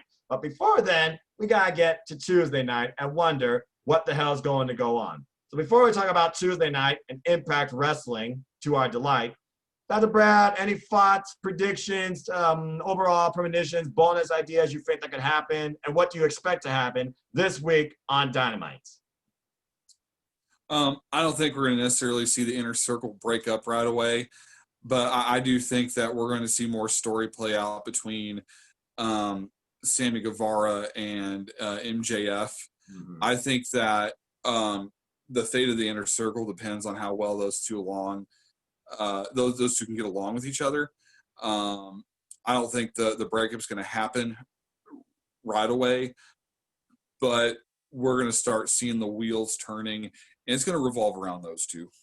I think it was either Cindy or James that suggested this piece. Follow at Cindy _OK and her podcast in the Stratosphere, part of the Bullet Cast, or James Darker and Hebert at JHubertside95. Follow FTW, For the Win Promotions, and Weymouth Youth Wrestling. One of them suggested a 6-man tag with Jericho on commentary, where it could be the trios of MJF, Wardlow, and Ortiz versus Sammy Guevara, Jake Hager, and wait, who's the other one?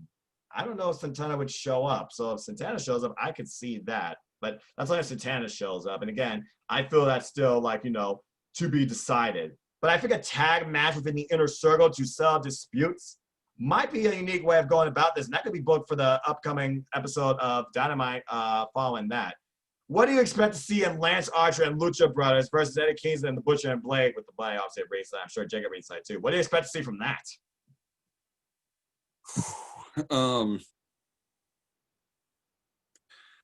Utter friggin' chaos. That's a good word. So basically, everybody dies is what you're thinking. Yeah, pretty much. I mean, it's gonna. I mean, Kingston's just been on a roll and wanting Lance Archer's head on a silver platter. Lance Archer has made a big splash recently, which everyone's thinking, did he just make a face turn? So, well, his theme did change back to the NJPW theme, and he's helping the Death Triangle, it seems, or at least working with them. So, possibly. Yeah, I mean, I think we're going to see a newly revitalized Lance Archer on TV this coming week, and I think it's going to be a match to definitely keep our eyes on. All right, TH2 versus the Young Bucks. I mean, if this storyline's got to continue, I see TH2 winning it by hook or by crook. So, do you see the Young Bucks pulling the win out here? I wouldn't rule it out. I think if TH2 does get the victory, it's going to be you're going to see some interference. Of course, you could see the Young Bucks win by DQ.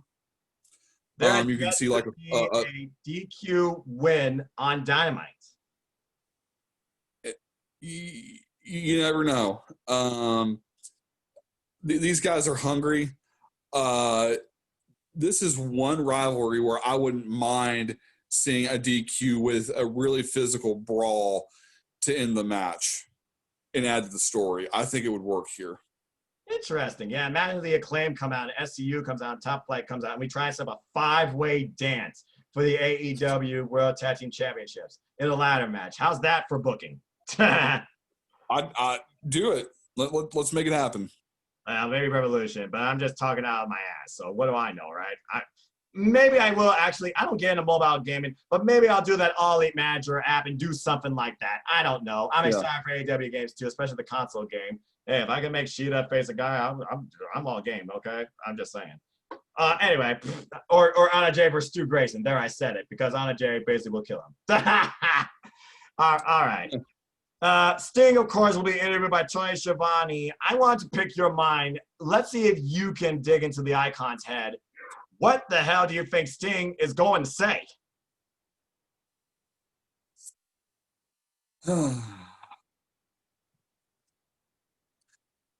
This is a tough one. I mean, this was so unexpected. Not saying something. I mean, the fans want to see him as a manager for Darby Allin. Clearly. You could see him talk about the landscape in the future of professional wrestling and how maybe it's his time to give back and how he's here to help make Darby Allin the next star and guide him. I mean, you got to consider the fact that we've got some veterans like Jake the Snake Roberts, Vicky Guerrero, and Taz, all managing younger talent. Mm-hmm. For Sting to come out and be the next, big manager, so to say, that seems to me like the most logical thing that AEW can do. I don't know if putting him in the ring is really the best idea. I mean, I don't even know if he's even cleared to wrestle. Right. I think he's going to have a great on-screen presence, but I think it's going to be a more behind-the-scenes managerial type role. Well, again, they said Tony Khan said, but they actually have Steen take a bump. It'll be under the safest circumstances, and when absolutely they feel it is necessary, and he is okay with it too. And it probably would be in a singles match, be like under like tag circumstances, like you said, or outside manager. I mean, Jake the Snake Roberts keeps teasing about DDTing somebody. Now, if we see Jake the Snake Roberts DDT somebody in AEW, I'm going to lose my freaking mind and mark out, because we know that's the original DDT, and there's a reason why he did this, and it is him, because his DDT won matches while nobody else's does. Well, I guess John Moxley's technically is a DDT, on double under DDT, but you get the idea. But there's another thing I noticed also. What's your thoughts on Sting versus Jericho?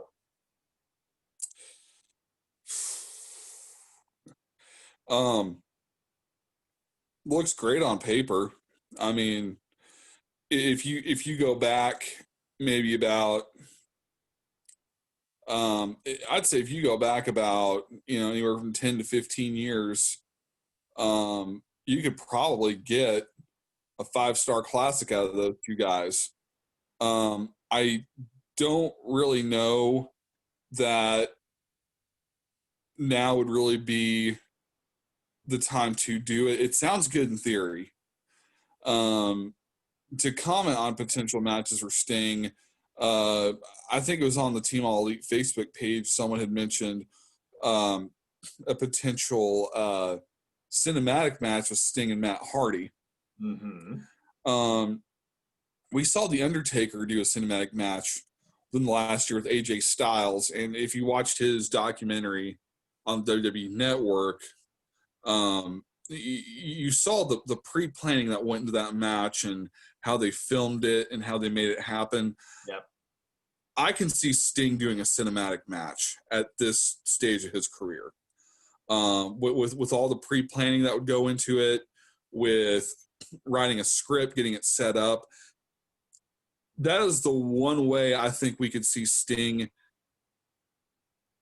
in a ring, so to say. Yeah. I get but him versus Jericho, it sounds great on paper. I don't know if they could really make that happen to bring out the quality match that people want, right, or that the fans would deserve. It's fantasy booking at its best.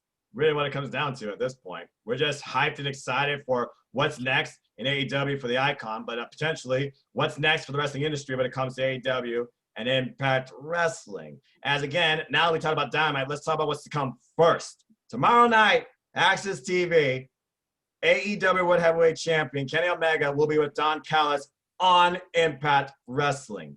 So, what is going to be said? What's the motive here? And I got hiccups. I knew that was going to happen. Apologies, folks. What's the motive here? What's going to happen? What is going to be said? Will Jon Moxley show up on Impact Wrestling? What is going to happen here? Your thoughts and aspirations on this segment? Well, I plan on tuning in to Impact Wrestling tomorrow night. Good deal.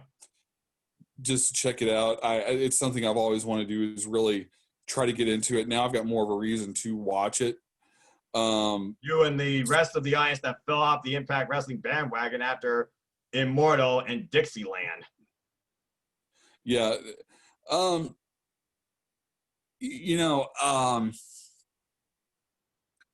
Kenny Omega to show up with Don Callis, cut a promo, I'm getting some NWO invading WCW type vibes, but I don't think it's going to be the same thing.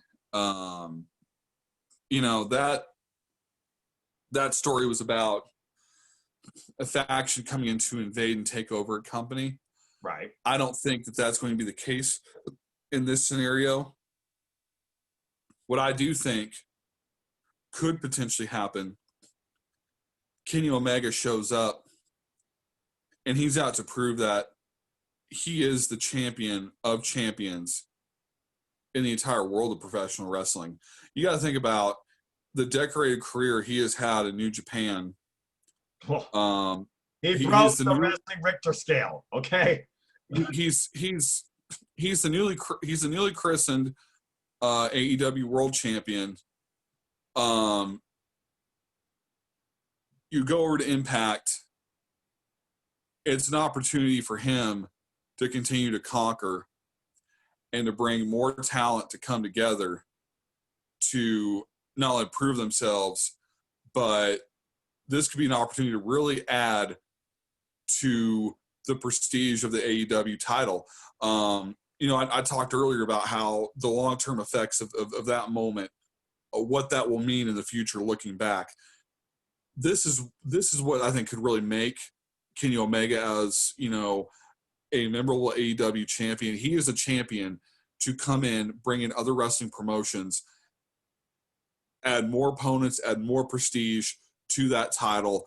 I want to see a full-on war to prove that he is the champion of champions in the world of professional wrestling. Holy hell. Well, if there's one thing I know Impact Wrestling does have is champions, and I have to imagine if Kenny Omega does show up on their turf, I feel like one Rich Swann and one Moose might have something to say regarding this first before anybody else. You also got to imagine what Scott D'Amore also thinks about this too. Does he see money? Does he see booking? How much has Scott D'Amore and Tony Khan been in talk? Or how much has Don Callis been the driving force behind this as well? As long as you don't bring Josh Matthews on the commentary on AEW, that's all my only worry. Bring back Matt Striker, but I digress.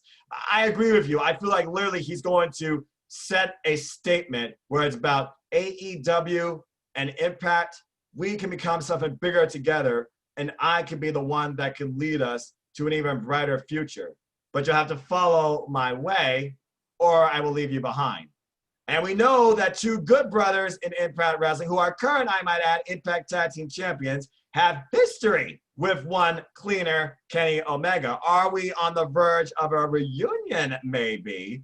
And maybe a flip of the script where the Young Bucks might have to go up against the Good Brothers because Kenny Omega turns his back on his friends. A new character wrinkle? I don't think they're going to go that far. I'm just fancy booking because there's one thing I know, great friends I have on Twitter, like my good friend Carol, is that the Elite is always forever, or should be. And things in the Elite should be fine. But of course, the Hangman thing, it fell off the rails. And he's still in the shadows pretty much at this point. But again, I wonder what can come from this. Who will invade All Elite Wrestling from Impact Wrestling first if that is the case? We're going to have to wait and see. But with that, let's go ahead and end the show with a little bit of fun fantasy booking. Because you think about this. NWA, Impact Wrestling, AEW, AAA, OWE, all working together. All these companies coming together for a joy and just a foundation and love of professional wrestling. Bringing it back to that mecca where fans wanted to tune into this, loved watching this, always wanted to see their favorites just really thrive. Because at the end of the day, they just want something better for the industry, okay? Some people like to play, this is better than that, blah, blah, blah. I don't play that. But let's go ahead and fantasy book some stuff here. Because again, you got champions galore. You got the tag team division of AEW that can help raise Impact Wrestling's tag division, which I think right now has like 4 teams if I counted. And then you, of course, have the most diverse, unique, in-depth women's division in Impact Wrestling, the Knockouts division that could definitely raise the game of the AEW women's division. Not to mention, you might find some challengers now to the first ever Tag Cup winners, Ivelisse and Diamante. So let's go ahead and have some fun with some fantasy booking. So I want to start with you. If you were to fantasy book a women's championship match for either the Impact Knockouts title or the AEW women's title, what would the first match be that you would want to see?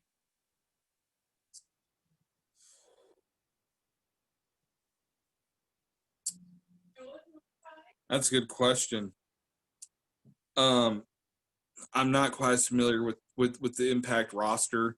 Current Knockouts champion is Deonna Purrazzo, the Virtuosa.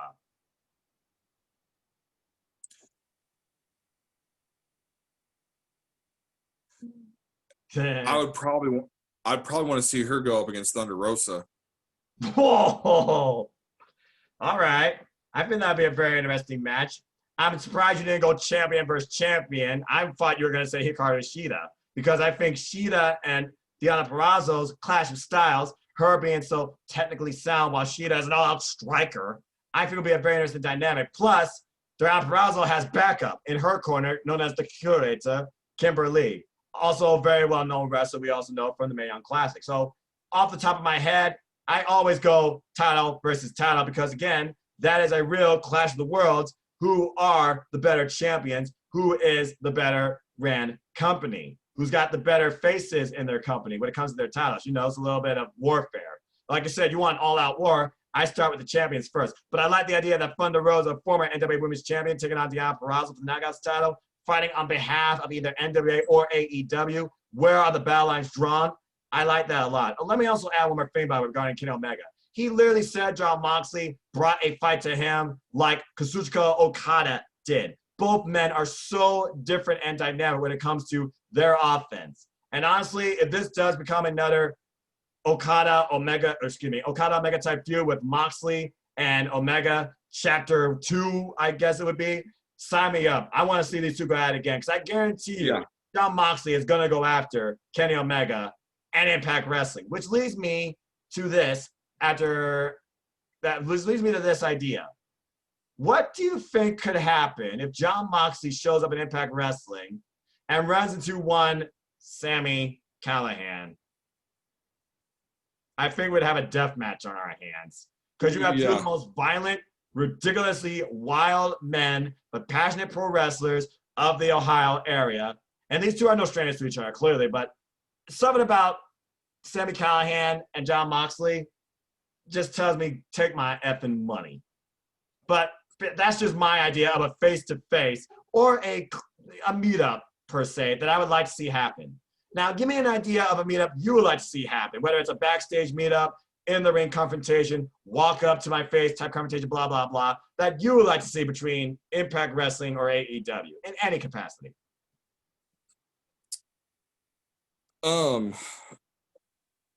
One that was I've seen talked about online that I kind of read up a little earlier, and this kind of goes to like, you know, a champions sort of bout. Kenny Omega and Rich Swann.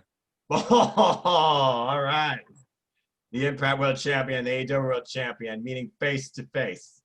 Considering Rich Swann also has his own problems this coming Saturday where he defends the title against Chris Bay. All right, I like that a lot. Now, what made you like? Do you just see like Rich Swann like just defending his company or wanting why Omega's here? Do you see him confronting Omega and just challenging for a match, saying, "I want to challenge the so-called best bout machine, the best pro wrestler in the world"? Like, is that why you picked Rich Swann? More so, is it pride for Rich Swann or pride for Rich Swann's company? I would say that it's a couple things. I'd say it's pride for Rich Swann and his company, but what I think would be interesting to see, depending on how things play out, make it a title for title match. Whoa, dude, whoa. I don't know if we want to cross that far yet. I mean, the Impact World title and the AEW title only on one show? Whoa, that's like NJPW vibes, except it's two titles of the same exact company, and I still think they should separate them. That's just my opinion. But I like the fact you're literally trying to change the world by literally having the worlds coincide with one another, like merging into a weird Infinity 8 thing. I like that a lot, but I don't know necessarily if Scott D'Amore and Tony Khan would agree to that. Okay, let's go ahead and change gears now into this. Tag team wrestling. We know that AEW has the greatest tag team division in the industry today, period. But you have some of the greatest teams in Impact Wrestling. The current champs, the Good Brothers. You have this unique duo in Ace Austin and Madman Fulton. You have veterans of Impact Wrestling, the Motor City Machine Guns. And then you have the longest reigning Impact World Tag Team Champions of all time, the North. So I go to you. If you were to fantasy book a tag team match, whether it's title for title, or exhibition, what would be the first Impact vs. AEW tag team match you would want to see? Good Brothers versus FTR. Whoa, all right. Give me your thoughts towards that. What you expect in that? that I just expect just one kick-ass technical brawl between two great tag teams. Let me ask you this, because it's funny you say FTR versus Goodbart, because the number one thing I've been seeing across social media, and they've already been talking to each other, people want to see FTR face the North. They've been wanting to see that before this idea of Impact and AEW coming together. I feel like FTR versus the North would be a much more similar clash in styles, because both these are old school, traditional type tag team wrestlers with an aggressive game. While the Good Brothers, they bring in that strong style from New Japan, but it also is a different adaptation to the style you would expect from FTR. I feel like for me personally, the bigger match I want to see FTR face off first is the freaking North, and the freaking promos all Even Eagle Page would have against freaking Tully Blanchard. That just is a war of words waiting to happen. But I like your match a lot. But again, Good Brothers, tag champs. I'm surprised you didn't say Good Brothers versus the Young Bucks, because then you truly have NJPW reunion on two opposite sides. And you also wonder where Kenny Omega would coincide with this too. Again, a little bit of maybe manipulation of the system. I'm just saying. But I like that a lot. But again, for me, it's FTR versus the North. That's my very first one. Let's go ahead and look at just some fun exhibition type matches. Just booking anything. No, I'm going to conclude this because I got a list a mile long of matches I want to see. I want to see freaking Abaddon and Rosemary clash and see how that works out. And if Jess, I would be involved on Abaddon's behalf. I want to see Eddie Ayers versus Lance Archer. Eric Young versus the Bastard Pac. Killer Kelly versus legit Layla Hirsch. Killer Kelly is one I've been wanting to see in All Elite Wrestling forever. But if she's part of Impact Wrestling, I'll handle that too. Jazz versus Serena Deeb, NWA Women's World Championship. You're not retired, Jazz, apparently, so why not go back under the title that you held for over 900 days? Just my thoughts. Motor City Machine Guns versus Top Flight, I feel would be absolutely insane. With the ambition that this Top Flight team could have on their careers in the industry, facing probably one of the greatest tag teams ever in Motor City Machine Guns. Some would call the greatest tag team in Impact Wrestling TNA history because they've been that good since the late 2000s, but I digress. And I'm just rattling off matches on top of my head. Now, I want to take this into your thoughts if you have other matches, but I want to also give you this. Imagine BTE segments with Impact wrestlers and AEW wrestlers. Think about the silliness. Think about the creativity. Think about the meetups and the angles you could see on BTE. So, as a BTE follower like me, Bradley, if you have any other matches, feel free to throw them out too. What sort of confrontation or segment or pair-up or just something you would like to see on BTE regarding AEW and Impact Wrestling wrestlers colliding?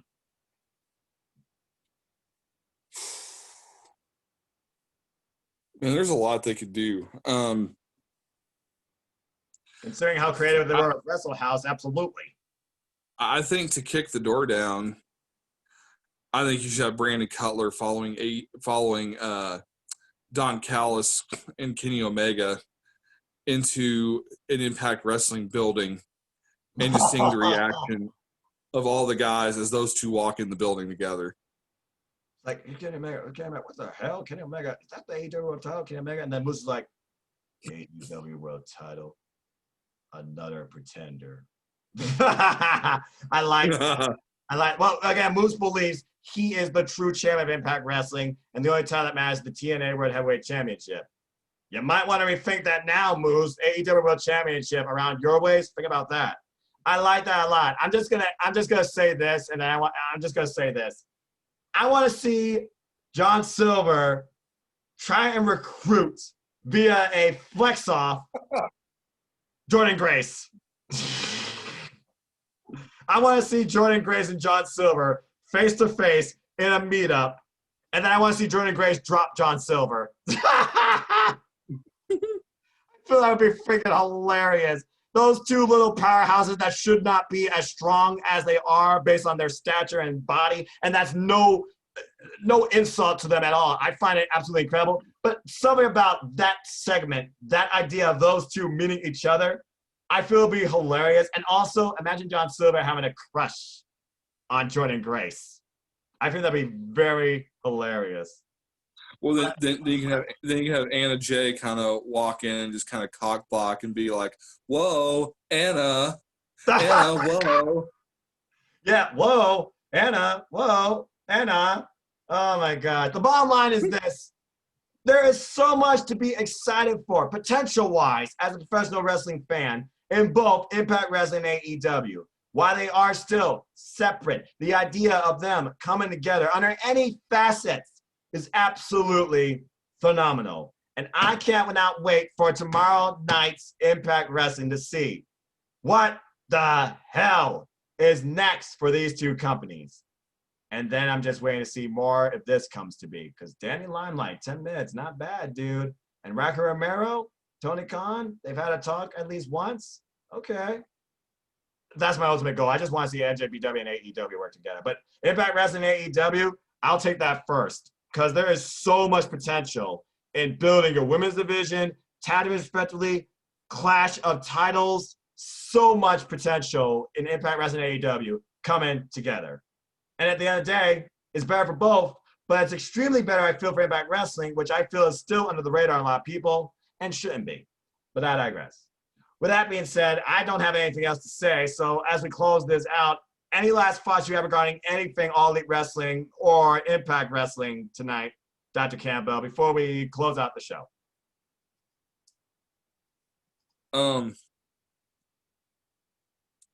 I think that 2019 was a year for AEW to debut and make its presence known.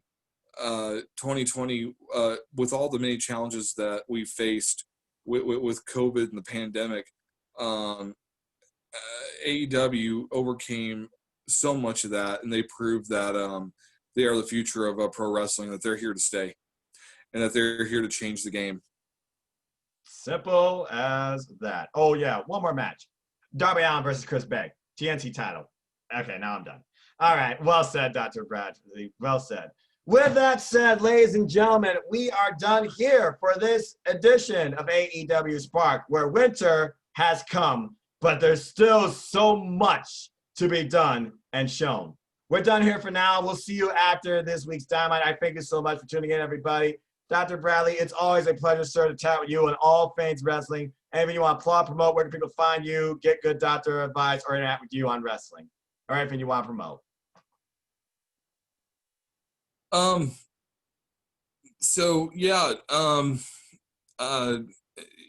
guess for tonight, one thing I just like to promote is having a conversation with my mother-in-law.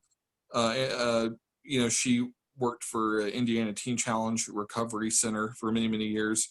Mental health, guys, with COVID in effect and with lockdowns in many states and with many more challenges that individuals are facing across the country, the business of mental health facilities has really skyrocketed. Mental health and awareness has become a big issue. That being said, it's a great idea to check up on your loved ones, especially those who aren't as outgoing or seem a little more isolated.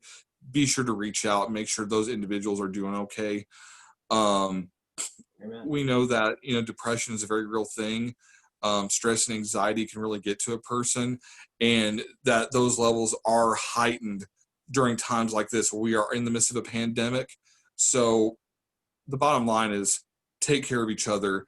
And tonight I just like to raise a note on mental health awareness. There cannot be enough of that. That's for sure in this world. And I thank you for that. As my mother, who of course has faced bipolar disorder and post-traumatic stress disorder, as one who sometimes himself don't understand what it means to be developmentally delayed, but sometimes is always questioning himself and challenging himself. Nobody is excluded, when it comes to the idea of mental health and awareness. Whether you care about others or care about yourself, I do not judge you, but I feel like mental health is a foundation that should be respected among all and treasured among all at the end of the day. Your own health is what's most valuable. Don't abuse it. Don't take it for granted. And pray for those that you know affected by it too, that they may get the help they need. So thank you for that. You're welcome. So where can people find you to talk wrestling, though, beyond that? You can find me on, Facebook. My name's Bradley Campbell. You'll see a picture of me and my wife on my profile picture. And my background photo is when I saw Alice in Chains live in Cincinnati, Ohio at the Horseshoe Casino in 2014. Keep up. Absolute best crowd I've ever been in at a concert. That's my background photo. That's how you know it's me. You can find me on the Team All Elite wrestling page on Facebook. I tend to comment quite a bit. I tend to share quite a few posts throughout the week. So you can always find me there. And for those who are in the Team All Elite Messenger group, I'm always willing to chat it up with the guys and gals on there. There you go. Well, thank you so much for that, Dr. Bradley. God bless you, man. And again, always a pleasure to talk wrestling with you. And ladies and gentlemen, you want to know more about me, know this. I'm just a simple man and a lifelong fan of ... wrestling. Damn right, wrestling. Not just sports entertainment, but wrestling in all of its forms. The good, the bad, the big, the small, you name it. Don't matter. But you can talk to me about anything wrestling. And shout out to my AEW family on Twitter. And Foster1916 on Twitter. And Foster1916 on YouTube or youtube.com/C/NoFoster210. That's my YouTube channel. It's in Foster1916 on Instagram. And if you want to play some games like Uno, party games, or other stuff online with me, because I am a member of PlayStation, of course, part of the players for life. That's my little thing there. Look me up on PlayStation as well. It's in Foster1916. You want to know more about it's in the description down below. Support NoDQ, support Team All Elite, support the Team NJPW page that recently is in development. Support my friends, support wrestling content, support wrestling's creators, support pro wrestling folks. That's the heart of it at the end of the day for all of us as fans. Support my friends, Jeff Meacham Network, Greg Sherry Brand, my friend Cindy's podcast, In the Stratosphere, part of the Bulletcast. I'll be with her tomorrow night after Impact, recapping the episode of Impact, and talking so much more wrestling coming up this week regarding NJPW and Impact Wrestling. And there'll be more wrestling content to come also on my YouTube channel as well regarding both those companies as well. There'll be another episode of AEWSPARK following this episode of Dynamite this week. Dr. Brad might be back. Shane might be back. I also would like to thank contributor to AEWSPARK, Mark the Grip Reviews, for his rest of the week. He might also be part of this forum too. But it's not just limited to these fine folks. I know that's redundant, but you get the idea. If you want to be a part of an episode of AEWSPARK and discuss things with me on all things, all elite wrestling and beyond, then look us up. Anybody, primarily me, Mark, or Brad. I call them pretty much the elite of the Spark crew. We'll be happy to have you a part of this show too. And it's simply just all you need is Zoom. It's as simple as that. Don't have to be on video if you don't want. I know some people are camera shy, but I would love to hear your voice, your opinions, your passion for professional wrestling and all elite wrestling too. As always, I like to close. Support your wrestling outlets, but big and small. And let's keep growing this incredible, diverse, unique, elite, authentic, unscripted, unrestricted wrestling community together. Simple as that.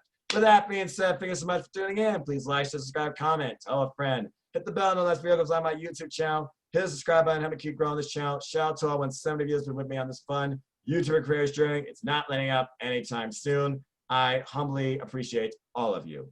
For Mark, the Elite Hitman, Griff, and his Wrestler of the Week previews and insights.